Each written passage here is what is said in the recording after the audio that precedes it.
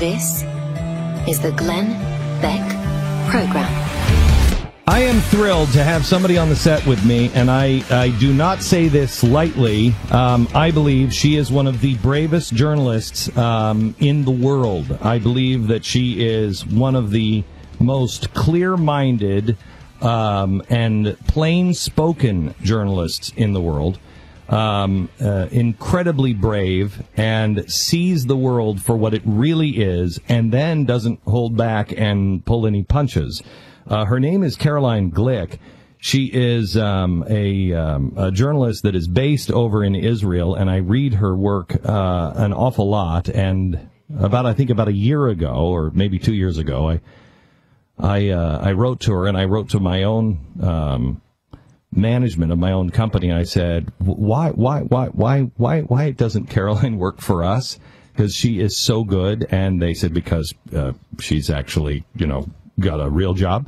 And she is writing, she just wrote the book, The Israeli Solution, and she is in from the Middle East. And welcome, Caroline. I'm glad to have you here. Thank you so much for having me on your show, Glenn. You bet. Okay, so Caroline, I love the name of the book, The Israeli Solution. The world will tell you, and I will tell you, I can't see a solution.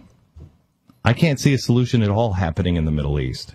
What is it? Well, I think you have to define the term solution, because I think you're right. I mean, the concept of solution has been misplaced to mean something synonymous to utopia, and it's not. I mean, basically, it's about how do we take where we are, get us to a better place where we can be for a while. I live in Israel, so it's the land of the Bible, and in the Bible, they always said, and there was peace in the land for 40 years, right? I mean, nobody ever thought that we would get to a nirvana where everything would be perfect. We live in the world of men.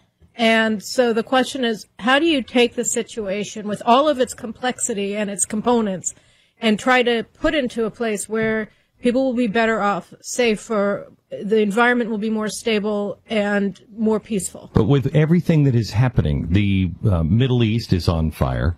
When I was at Fox, I could see this one spiraling out of control, and now we are in the Ukraine. Russia is becoming the real leader in the world, unfortunately, because of our vacuum, and they're not friendly to Israel. How do you see this being able to work out at all? Well, I think that when you have a situation where you have so many different moving parts, the main thing that you have to figure out is, what is the maximum that I can control? So that by controlling as much as you can, you expand your maneuver room, which is the main thing that you need when you're in a very dynamic, a very quickly changing and very volatile place. And so what I map out in my book is a way to do that, that Israel can maximize its maneuver room facing. Give me some real examples. So, right now, you have everybody focused like a laser on one of the least important in terms of its overall ripple effect aspects of the instability in the Middle East, which is the Palestinian conflict with Israel. If you come to Israel, you see, it's at peace. The country itself is at peace. There isn't a lot of violence because Israel controls the security perimeter of the Palestinian Authority.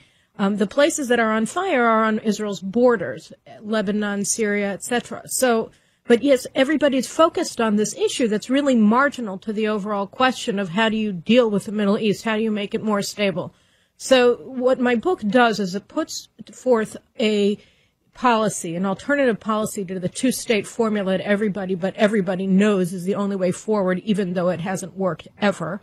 And says, let's ditch this policy because it's a loser, and move on to something else that can then take care of the situation, make it stable, make it equitable, and then we can concentrate our efforts on the areas where they're really required. So your solution is a one-state solution, which no one will do.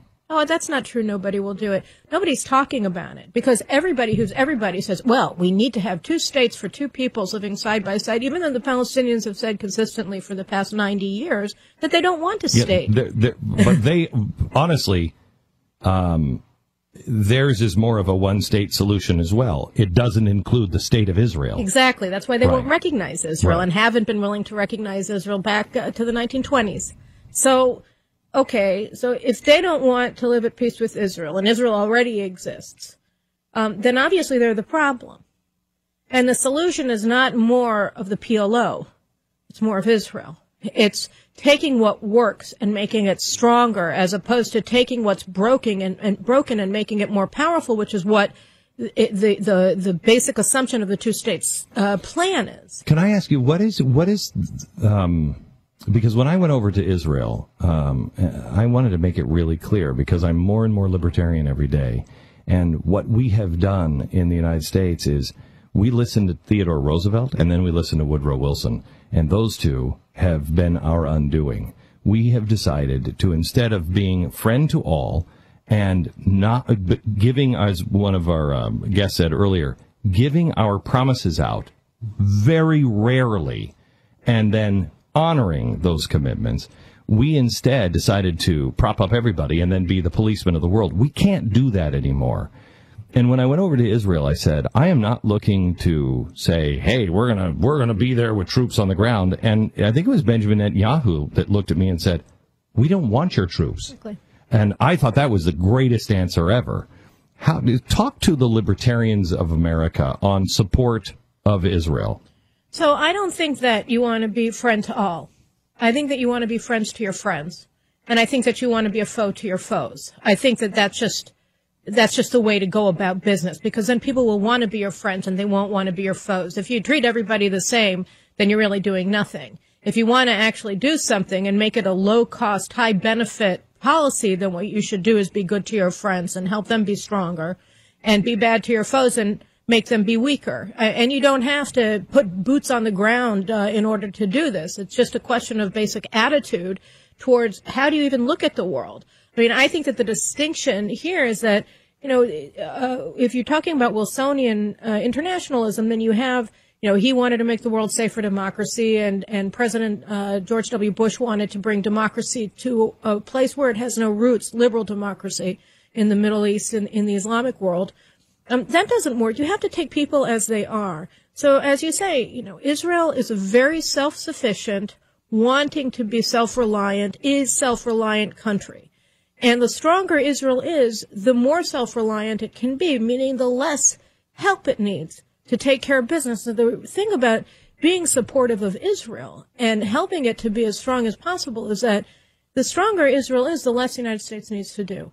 Because when Israel is able to deter its enemies, it's keeping the same forces that want to do ill to the United States at bay. Mm-hmm. Israel is the front line, so to speak, of the free world, so that if Israel can hold that line well and soundly, then that has a stabilizing effect throughout the region. How do you feel? By the way, we're talking to Caroline Glick. She's the author of The Israeli Solution, and just a clear voice in the Middle East and a voice out in the wilderness. Let me ask you about John Kerry coming over and talking to the Israelis and saying, hey, if you're not on board with this two-state solution, if you're not willing to do a few things, well, we've heard talks about, some protest and some boycotts, and it's only going to get worse for you. Meanwhile, his wife is one of the main funders of those boycotts,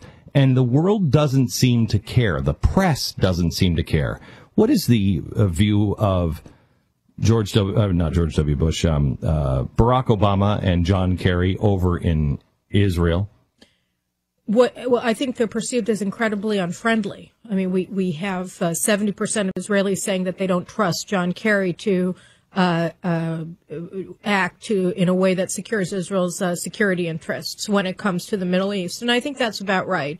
The defense minister of Israel, Moshe Bogi Ya'alon, he's very outspoken, and he said that, the United States has lost credibility with Iran. The path that they're going on is emboldening the Iranians, and that Israel has to consider that, we've always left it to the United States. They always said they wanted to take the lead in preventing Iran from acquiring nuclear weapons. It doesn't seem that they're interested in performing that function, and so we're going to have to deal with it. And then today, the chief of staff of the Israeli military, Lieutenant General Benny Gantz, came out and said, we operate thousands of miles from home all the time. We're perfectly capable of doing it. So, I mean, do you see Israel striking Iran at some point? Well, I think we have to. I mean, I think all of this sanctions talk is really, unfortunately, it's a sideshow because you have a regime in Tehran that is perfectly willing to massacre its own people en masse anytime that they feel it, is required to sustain the regime. Understand that the only way to prevent that from occurring is to destroy Iran's nuclear weapons installations, and the only way that you can do that at this point is through military force. Okay, so I said in 2006 to Benjamin Netanyahu, I said, there's going to come a time when the world is freaked out and doing everything they can for peace, and you will be left alone, and you are going to have to go and take out their nuclear facilities because it's just too late. And then the world will turn on Israel and say, we were this close to peace, and it's the Jews again. Do you think that's coming? Look, I mean, it sort of reminds me of Audie Murphy. He was the most combat active U.S. GI in World War II. And, he just happened to always be on the front line, so he happened to always have to fight. Right. It just so happened that he was always there because he was always on the front line. So Israel is always on the front line. We are that outpost of freedom in an area that knows no freedom. And so, yeah, well, okay. Look, I mean, the thing that distinguishes Israel so much from our neighbors is that we sanctify life. And as Benjamin Netanyahu said when he was in Washington earlier this month, he said they think that they're going to bury us because they love death and we love life. But the opposite is the case. We love life so much in Israel. I mean, not only are we having more babies than anybody else in the Western world by a margin of by a standard deviation, but we do everything that we can to preserve life, even the life of our enemies. But at the end of the day, we're not going to allow Iran to threaten to annihilate us. And an Iran armed with nuclear weapons is an Iran that is capable of committing genocide, and that's just not going to happen. How concerned are you with what's happening, mainly funded by Soros now? They're going into the universities and the churches, and they are now taking these missions into our churches here in the United States, and they're taking these tours over there, and they are now giving the propaganda into the religious communities as well as our universities, and they are just destroying the only real foundation of the support of Israel in America has been the Christian churches. Right. And now that's all being undercut by Soros. So the Christian churches, of course, are the foundation of the United States. And if you're going to undermine the foundation of the United States by doing that, then it's not just Israel that's got a problem. But, look, I mean, it's so. Why are we in journalism? Because we care about protecting our world and preserving it and preserving our values and strengthening the people who share them. And, I come here to Dallas for one day. I walk in here. I see what you're doing. I know what so many of my colleagues are doing. I mean, look, there's a fight to be had, and it's true that the other side has enormous amounts of resources, but we have the truth. And I'm optimistic. Maybe I'm optimistic because I have small kids, but I'm optimistic, and I believe that we're doing well. I'm optimistic because I believe we have God on our side. Yeah, me too. And it is. I just think many words. We are going to witness powerful miracles. We are a generation that will see really, truly powerful miracles in our lifetime. Well, there's an old Jewish joke that says, a guy was sitting in his house and it started to rain, and the police came and said, you got to get out of your house. There's going to be a flood. You have to evacuate. He said, God will save me. And then the firemen come and he says, don't worry. He's up on his roof, and the Navy comes to try to take him. And he says, I trust in God. And then the Air Force tries to evacuate. No. Anyway, he dies. He goes up to heaven. He says to God, I thought you were going to save me. And he said, what do you want from me? I brought the police. I brought the firemen. I brought the Navy. I brought the Air Force.